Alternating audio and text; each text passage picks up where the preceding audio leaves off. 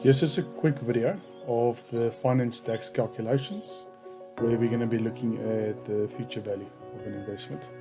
So over here we've got all our different parameters. We've got our present value, we've got our annual interest rate, we've got the number of payments, we've got the amount of the payment, as well as the payment type, and then which calculates our future value.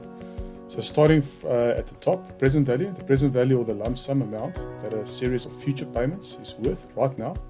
If the present value is omitted, it is assumed to be blank.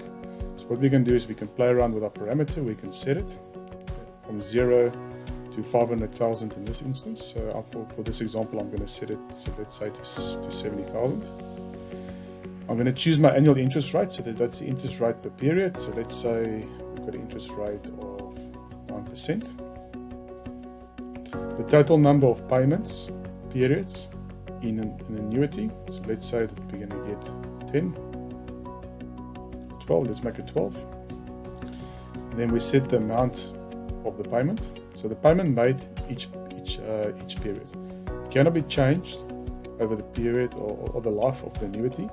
Typically, payment contains principal and interest, but no other fees or taxes.